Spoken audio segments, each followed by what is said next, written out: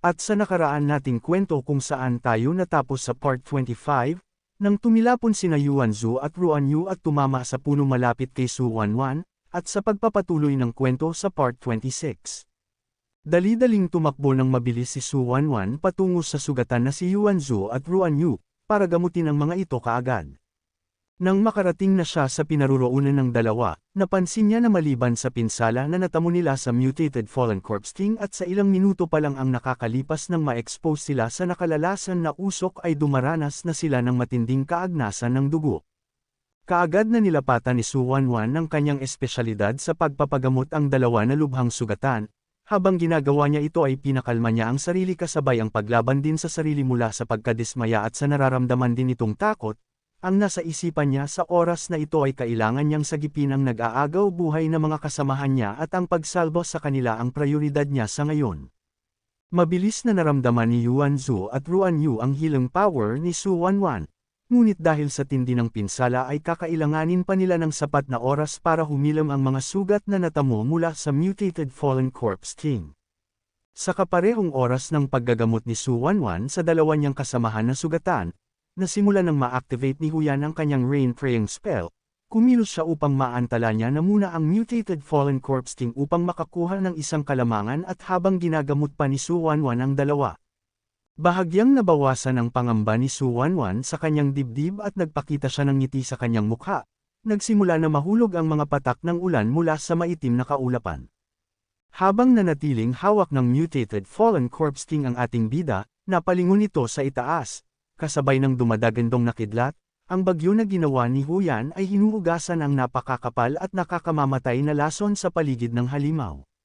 Subalit, hindi rin maiwasan ni Huyan na maapektuhan ng usok na lason. Pinipilit nito na ipanatili ang kanyang Rain Praying spell, kumapit siya sa puno para suportahan ang sarili.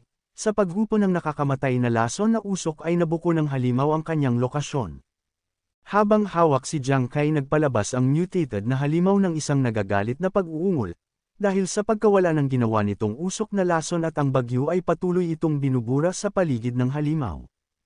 Isang matalim na tingin ang pinakita ni Jiang Kai sa halimaw, at sa sobrang tindi ng sakit ng katawan niya ay halos hinahabol na din ng ating bida ang kanyang paghinga. Maya-maya pa ang mata ng ating bida ay nagpakita ng senyales ng pagkadismaya sa sarili at nalulungkot niyang napagtanto kung sobra-sobra lang ba ang kanyang kumpiyansa. At sa oras na iyon, sumagi sa kanyang isipan ang king level boss sa Frozen Island at naisip na kung hindi dahil sa tulong ng pagpapalakas ng kanyang one-time skill card na pickpocketing ay hindi niya magagawang talunin ang lubhang na sugatan na Fishman Lord. At sa pagkakataong ito sa kasalukuyan nilang sitwasyon kabaliktaran ito sa ginawa niya sa Frozen Island. Walang ibang magawa ang ating bida na panuorin na lamang si Huyan na binubugahan ng nakalalasan na usok matapos matukoy ng halimaw ang kanyang lokasyon, na pagtanto ni Jiang Kai na ang commander-level mutated fallen corpse king ay hindi bahagi ng kanyang plano, kahit na mapanganib ay dinala niya ang lahat dito ngunit hindi man lang niya maprotektahan ang mga kasamahan ng maayos mula sa mutated na halimaw. Hindi na kinaya ng katawan ni Huyan na labanan ang atake na nakakalason na usok ng mutated fallen corpse king, naabot na nito ang limitasyon ng kanyang makakaya, bago pa man bumagsak ang katawan niya sa lupa sinisigaw nito na pakawalan na ng halimaw ang kanilang kapitan. Matapos gamutin ni Su Wanwan si Yuan Zhu at Ruan Yu, kaagad niyang pinuntahan si Huyan subalit naabutan niya itong nakahandusay na sa lupa naghihingalo sa buhay nito. Mas lalong pananghinaan ng loob ang ating bida nang masaksihan niya ang bawat kalunos-lunos na nangyayari sa bawat kasamahan nito, kaya napapatanong na lang ang ating bida sa sarili kung siya ba ay tunay na labis na naging kumpiyansa lang sa kanyang sarili, na gumawa ng napakalaking pagkakamali. Naisip niya ang pamilya Huang sa pagkakataon na iyon, kung kaya ba niya talagang pagbayaran ang mga ito sa halagang nararapat sa kanila. Napayuko na lang ang ating bida, nilamon ng kalungkutan at sobrang pagkadismaya sa sarili, pinikit na lang niya ang kanyang mga mata na ibinibigay na lang sa kapalaran ang kung anuman ang magiging kahihinatnan na itinakdang tadhana para sa kanya ngayon. Gayunpaman, sa kabila ng lahat ng kanyang pagdurusa sa emosyon at sa kamay ng mutated na halimaw, ang kapalaran ay nagbigay ng liwanag sa kanya at ang dalawa matapos gumaling ang sugat sa tulong ni Su Wanwan, tumayo silang muli upang labanan ang mutated na halimaw at iligtas ang kanilang kapitan. Nang malaman ni Yuan Zhou ang kahinaan ng mutated Fallen Corpse King mula sa impormasyon ni Su Wanwan, mabilis niya itong tinamaan gamit ang naglalagablab na espada sa parte na sugat sa dibdib ng halimaw. Nang matagumpay niya itong magawa, nabitawan ng halimaw ang ating bida at napapaungol na lang ito sa natamong pinsala. Hindi pa iyon natapos, sinundan kaagad ito ni Ruan Yu ng isang napakalakas na pagbunggo sa katawan ng commander level na halimaw gamit ang nagliliwanag na malamig na kalasag. Habang dahan-daw ang bumabagsak ang katawan niya sa ere, isang liwanag ang bumuhay sa kanyang naglulumbay na puso. Idinilat ni Jiang Kai ang kanyang mga mata na umaapoy muli ng determinasyon ng puso ng ating bida na pagtanto kung bakit pa siya na ganito ngayon nasusuko. Naalala niya ang kanyang pamilya na naghihintay sa kanya na makasama siya para magkaroon ng magandang buhay, at bukod pa doon ang kanyang mga kasamahan sa koponan na Fire God Squad ay patuloy na lumalaban pa rin hanggang sa kanilang huling sandali. Matapos mahulog sa lupa, pilit binabangon ni Jiang Kai ang sarili, ngunit kahit anong subok na gawin ito sa tindi ng pinsala sa loob ng kanyang katawan ay halos mapaubo na lang siya at hindi magawang itayo ang sarili. Kaagad na dumating si Su Wanwan sa lokasyon ni Jiang Kai, napapaiyak at hindi malaman kung ano ang gagawin, pinaalam niya sa ating bida na si Yuan Zhou at Ruan Yu ay nasa panganib. Nang makalapit na si Su Wanwan kay Jiang Kai, sinabihan ng ating bida ang dalaga na ikalma ang sarili. Hindi sila makakapag-isip ng maayos kung magulo ang isipan nila. Dagdag pa niya, bumagsak na si Huyan at ang kanyang ginawang bagyo ay hindi na din tatagal at maliban pa dun ramdam na ramdam ng ating bida ang bawat buto sa katawan niya ay nasira. At kahit sila na lang ang dalawang natitira, kahit anong mangyari ay kailangan nilang tapusin ang mutated na halimaw. Kaya tinanong ni Jiang Kai si Su Wanwan at umaasa siya kung meron pa ba siyang ibang paraan para gumaling siya sa lalong madaling panahon. Kahit hinang-hina ang katawan at ilang saglit na lang ay parang bibigay na ang katawan ni Jiang Kai, sinulyapan ng nagsusumamong tingin ng ating bida si Su Wanwan na parang nakikiusap ito sa kanya. Alam ni Su Wanwan na may isang napakahalagang bagay siya na tinatago, at sa kritikal ng kanilang sitwasyon. Nauunawaan ito ng dalaga at hindi nag-alinlangan na ibigay ito sa ating bida. Makalipas ang ilang sandali, ang bagyo ay dahan-dahan ng humihina, nagawang matalo ng mutated Fallen Corpse King si Yuan Zhou at Ruan Yu na makikitang pumupulupot ang mahabang dila sa katawan ng dalawa na nawalan ng malay, hindi mapigilan ang pagkasabik ng halimaw na mapasok ang mga ito sa loob ng kanyang tiyan. Nang bahagya ng mapasok ng halimaw ang katawan ng dalawa sa bibig nito, isang malakas na sigaw ang pinakawalan ng ating bida na sinusumpa ang halimaw na masyado siyang mapangahas para gawin ito. Mabilis na lumitaw si Jiang Kai sa ibabaw ng mutated Fallen Corpse King, binabalutan ng katawan nito ng maliwanag na enerhiya kasabay ang determinasyon na matalo kaagad ang mutated na halimaw. Isang malakas na sipa sa pisngi ang ibinigay ng ating bida sa halimaw, dahilan ng pagluwa ng dugo at katawan ng dalawang kasamahan niya mula sa loob ng bibig nito. Kaagad na lumapit si Su Wanwan kay Ruan Yu at Yuan Zhou, ngunit wala pa ding malay ang mga ito. Nakalapag na din sa lupa si Jiang Kai matapos matagumpay nitong mailabas ang dalawa mula sa bibig ng halimaw. Lumingon siya kay Su Wanwan puno ng kumpiyansa at determinasyon ang mga mata. Sinabihan niya si Su Wanwan na siya na ang bahala kay Yuan Zhou at Ruan Yu. Sa sobrang galit matapos muling hadlangan ng ating bida ang mutated na halimaw na maging nutrisyon ang mga kasamahan nito, malakas niyang hinampas ang dalawang kamao sa lokasyon ni Jiang Kai, at sa kabutihang palad mabilis na naiwasan ito ng ating bida. Bago ang labanan na ito, bumalik muna tayo sa eksena kung paano mabilis na gumaling ang ating bida. Inilabas ni Su Wanwan ang isang kulay pulang nagninangas na potion at inilahad niya ito kay Jiang Kai, dahil alam niya ang kanyang kasalukuyang kakayahan sa pagpapagaling ay hindi pa rin makakatulong sa kanya na makarecover kaagad. Ang potion na hawak niya ay tinatawag na Beginner's Phoenix Tears at nakuha niya ito sa panahon ng kanyang pagsasanay sa militar. Pinaliwanag ni Su Wanwan na kapag ininom ang potion na ito, pinapayagan nito ang taong nasa level 20 pababa na huwag pansinin ang mga pinsala sa loob ng 1 minuto at pansamantalang makaka-recover sa kanilang pinakamataas na kondisyon, ngunit, ang side effect nito pagkatapos ng 1 minuto, kahit na anong sitwasyon pa ay agad nahihimatayin kung sino man ang gumagamit nito.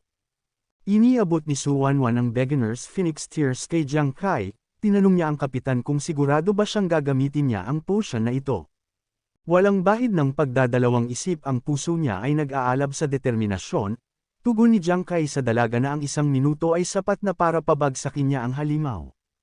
Balik sa kasalukuyang labanan, patuloy na pinakawalan ng mga nagniningas na punyal ng ating bida ang halimaw na sinasalag ang mga ito gamit ang kanyang mga kamay. Nakangiting hinamon ni Jiang Kai ang mutated Fallen Corpse King na kung mayroon siyang lakas ng loob ay subukan nitong habulin siya. Nakuha ni Jiang Kai ang buong atensyon ng halimaw sa kanya, at sa tindi ng inis nito naglabas muli ng nakalalasan na lilang usok ang mutated na halimaw habang hinahabol siya nito. Habang lumalayo sa halimaw naisip ni Jiang Kai na mabuti na lang at huminto na ang bagyo, dahil gagamitin niya ang usok na lason para harangin ang paningin ng halimaw. Nang marating na niya ang mapupunong lugar, napagtanto ng ating bida na sapat na ang layo ng distansya niya mula sa halimaw. Huminto siya sa pagtakbo, sabay humarap sa halimaw at inobserbahan ang bawat kilos ng mutated na halimaw gamit ang kanyang abilidad na Ghost Eye Focus. Muling ginamit ng halimaw ang kakayahan nito na igapang ng mabilis ang galamay sa ilalim ng lupa patungo kay Jiang Kai. Gayunpaman, sa pangalawang pagkakataon ay hindi matagumpay na mahuli ng mutated na halimaw ang ating bida. Ginamit ni Jiang Kai ang tamang oras ng kakayahan ng kanyang equipment na Phantom Form, ang katawan niya ay naging guwang na parang walang laman. Lumipat ang katawan niya sa ibang lokasyon, habang nilalabas ang sandata na nakasuot sa mga kamao. Nakangiting parang tinutuyan ng ating bida ang halimaw at sinabi niya na hindi na siya mahuhulog sa bitag nito ng 2 beses. Napaungol sa sobrang galit ang halimaw, sa direksyon ni Jiang Kai muling binugahan ng commander level na halimaw ang ating bida ng mas madilim na kulay lilang usok na mas makapal at mas lalong nakamamatay. Umayon ang plano ni Jiang Kai na gamitin ito ng halimaw para hadlangan ang kanyang paningin, ginamit niya ang pagkakataon para patamaan ang halimaw ng 3 punyal. Napansin naman ng halimaw ang atakeng iyon ni Jiang Kai na patungo na sa kanya. Tumalon ang halimaw ng mataas para maiwasan ang mga delikadong punyal at tumama ang mga ito sa lupa malapit sa paligid ng mutated na halimaw. At sa ilang saglit lang, ang mga punyal ay malakas na sumabog, mas lalo pang kumapal ang usok sa paligid ng halimaw dagdag na din ang usok sa pagsabog, kaya mas lalong nahihirapan ang mutated na commander level na halimaw na tukuyin ang lokasyon ng ating bida. At sa hindi kaliwang distansya, muling nagbitiw ng 3 kumikislap na mga pag-ataking punyal sa likuran ng makapal na usok si Jiang Kai. Subalit sa atake niyang iyon, ay nagawa pa rin na maiwasan ng halimaw ang 3 punyal kaya tumama ito sa malaking puno, ngunit napansin ng halimaw na hindi ito sumasabog. Kaagad lumingon ang halimaw pabalik, nagsimula siyang magwala. Iwinasiwas niya ang kanyang mga kamay sa iba't ibang direksyon nagbabaka sakaling matamaan ang ating bida sa paligid na binabalot ng makapal na usok. Gayunpaman, kahit anong subok niyang gawin, bigo itong matamaan si Jiang Kai at nang mapansin niya ang ginawa nitong butas sa ilalim ng lupa ay sa tingin ng mutated na halimaw na baka nandoon nagtatago ang kalaban niya. Nang pupuntahan na sana niya ito, lumitaw sa kabilang butas ng lupa si Jiang Kai at tinawag niya ang halimaw. Nilait ng ating bida ang halimaw na ang kanyang oras ng reaksyon ay katawa-tawa na mabagal sabay binato ng mabilis ang binalutan na umaapoy na 3 punyal patungo sa halimaw. At sa kaparehong oras ng pagbitaw ng ating bida sa punyal direkta sa puso ng halimaw, ginamit ng halimaw ang kanyang kakayahan na pahabain ang kanyang mga kamay habang nasa ere si Jiang Kai. Ilang pulgada na lang ang distansya para matamaan ng punyal ang kanyang puso na tangi niyang kahinaan. Isinakripisyo ng mutated Fallen Corpse King ang kanyang kanang braso upang protektahan ang kanyang puso, at sa malakas na pagsabog nawasak ang parte ng kanyang katawan at napapaungol na lang sa sakit ang halimaw. Matagumpay muling mahuli ng halimaw ang ating bida, galit na galit niyang tiningnan ito habang hawak-hawak si Jiang Kai, at ang kanang kamay niya na nawasak ay patuloy na dumadaloy ang kulay berde nitong dugo. Napasigaw sa pangalan ng kanilang kapitan at sa sobrang pag-aalala ni Su Wanwan, wala siyang ibang tanging magagawa kundi pagmasdan lang ang mga pangyayari na ito. Binuksan ng halimaw ang malaki nitong bibig upang kainin ang ating bida para makatulong sa kanyang pagpapagaling sa natamong pinsala. Subalit, kaagad siyang nahinto na ipasok sa bibig si Jiang Kai nang makadama ito ng kakaiba. Kahit sa tindi ng pagkakahawak sa kanya, nakangiting wagi si Jiang Kai na sumasenyas ang kamay sa kanyang mga punyal, at sinabihan niya ang mutated commander level na halimaw na kung sa tingin niya ay hahayaan niya na lang ulit nito siyang mahuli sa pangalawang pagkakataon. Makikita ang halimaw na nanginginig ang katawan, na sa wakas ay matagumpay ni Jiang Kai na maisahan ito at ang puso ng halimaw ay nagdurugo sa pagkabaon ng nagniningas na punyal at ibinunyag ni Jiang Kai sa halimaw na nagkukunwari lang siyang madakip para akitin siya sa plano nito. Muling sumenyas ang kamay ni Jiang Kai na pinapalibutan ng apoy sa paligid na tinatawag ang mga punyal sa kanya pabalik. At dahil nakabaon ang mga punyal niya sa puso ng halimaw ay mas lalo pa itong pumapasok sa loob ng kalamnan ng puso ng mutated Fallen Corpse King dahilan para mabitawan siya nito sa pagkakahawak. Habang nahuhulog na pagtanto ni Jiang Kai na mukhang gumana ang sugal na plano niya, pinagmasdan ng halimaw na dahan-dahan din na bumabagsak ang matatag nitong tindig at naisip niya ang epekto ng Beginner's Phoenix Tears Potion ay talagang maikli lamang. Si Jiang Kai at ang mutated na halimaw ay sabay na bumagsak sa lupa, mabilis na tumakbo si Su Wanwan patungo kay Jiang Kai, bago pa siya mawala ng malay pinasa ni Jiang Kai kay Su Wanwan ang obligasyon sa huling aksyon para paslangin ang halimaw. Pilit na ginagamot ng dalaga ang mga sugat na natamo ng ating bida sa sobrang pag-aalala. Napagtanto ni Su Wanwan na ang 3 punyal na nakatusok sa puno na hindi sumabog ay akala niya na sablay ang pag-atake ni Jiang Kai na iyon sa halimaw. Ngunit itinakda niya pala ito upang ganap na maisagawa ang kanyang huling pag-atake nang hindi napapansin ng halimaw. Nakita ni Su Wanwan kung paano tinawag ni Jiang Kai ang mga punyal na ito nang siya ay muling nasa kamay ng halimaw, at ang mga punyal ay mabilis na tumama sa likurang bahagi ng parte ng puso ng halimaw at naisip niyang napapatanong kung iyon ba ay lahat ng bahagi ng plano ng kanilang kapitan. Lubos na nagulat ang dalaga nang marinig ang mahinang pag-uungal ng halimaw tanda na hindi pa ito tuluyang napapatay. Tiningnan niya ang halimaw na nakaharap ang mukha sa kanila at ang puso nito kahit patuloy ang pagdurugo ay patuloy pa din na tumitibok. Naalala niya ang huling bilin ni Jiang Kai bago ito mawalan ng malay na pinapasa na sa kanya ang kanyang huling gagawin, at sa pagkakataon na iyon nilunok ni Su Wanwan ang buong takot niya sabay nilabas ang maliit nitong punyal mula sa kanyang sistema. Nagpakita siya ng determinadong mukha na magawa ang huling bilin ni Jiang Kai sa kanya. Habang tinatahak ang bawat landas patungo sa halimaw, pinapalakas niya ang loob na kung hindi niya gagawin ito ay mauuwi lang sa wala ang bawat sakripisyo ng kanyang mga kasamahan, at may malaking tsansa na muling makatakas ang halimaw. Nang makalapit na siya sa kahinaan ng halimaw, buong tapang niyang inangat ang hawak na punyal, nang mapansin ito ng halimaw at sa tindi ng takot na mapatay ng tuluyan. Ginamit nito ang natitirang lakas para pigilan si Su Wanwan sa binabalak niyang gagawin. Sa kabutihang palad ay bahagyang naiwasan ni Su Wanwan ang atake na iyon sa kanya at nagawang masugatan lang ito sa braso. At ang sugat na natanggap niya sa halimaw ay nagsimulang pumatak at nahulog sa lupa, kahit nasugatan matapang niyang sinabi sa halimaw na kung sa tingin niya ay makakatakas pa siya sa pagkakataon na ito.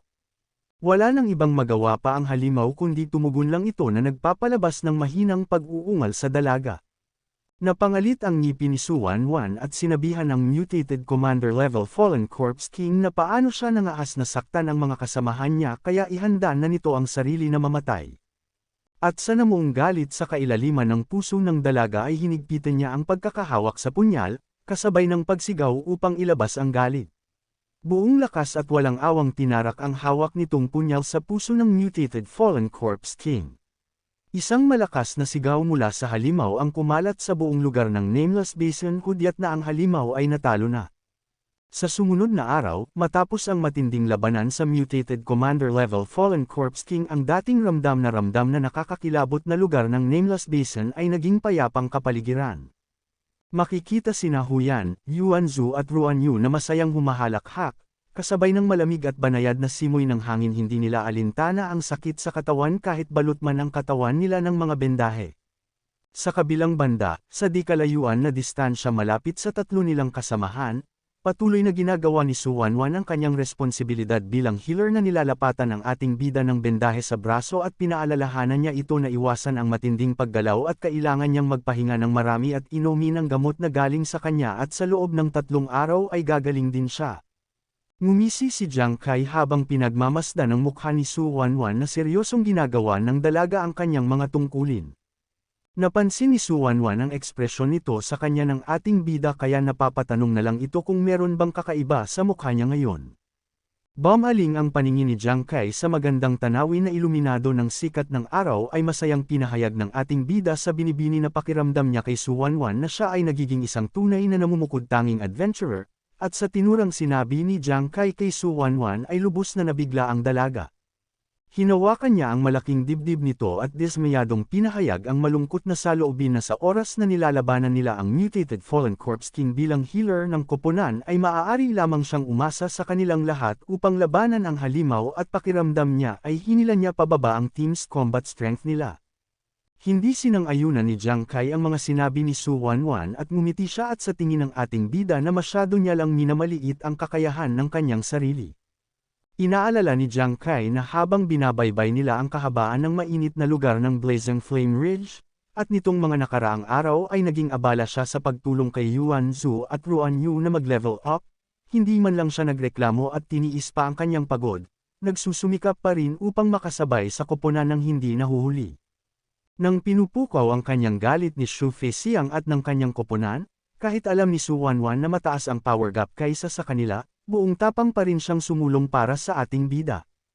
At pagkatapos niyang masugitan ng husto ng mutated Fallen Corpse King, siya ang naghatid ng panghuling pag-atake ng walang pag-aalinlangan sa halimaw, at sa huli ay matagumpay siyang nag-level up at nakakuha pa ng abilidad na gamutin ang maraming kritikal na mga kasamahan sa koponan ng sabay-sabay. At dagdag pa ni Jiang Kai kahit siya ang healer sa kanila na halos walang kakayahan sa pakikipaglaban, ngunit alam ni Jiang Kai na kahit kailanman hindi naisip ni Su Wanwan na sumuko, marami na siyang nagawa sa team at maaring ngayon niya lang ito napagtanto ngunit ang bawat isa sa kanila ay nakikita nila itong lahat sa kanya. Lumingon si Jiang Kai kay Su Wanwan at nagpakita ng matamis na ngiti sa dalaga at sinabi niya na nagawa niya ang isang kamangha-manghang trabaho sa paglalakbay na ito, ang koponan ay nagmamalasakit sa kanya at mas kailangan nila siya. Abangan sa part 27. Ang pagbubukas ng Fire God Squad sa Mutation Grade Treasure Chest mula sa Mutated Commander Level Fallen Corpse King, at ang naghihintay na Gambler Exclusive Unique Weapon na para lang sa ating bida.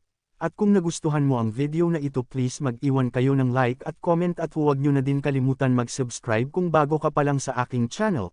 Kita na lang tayo sa susunod na video.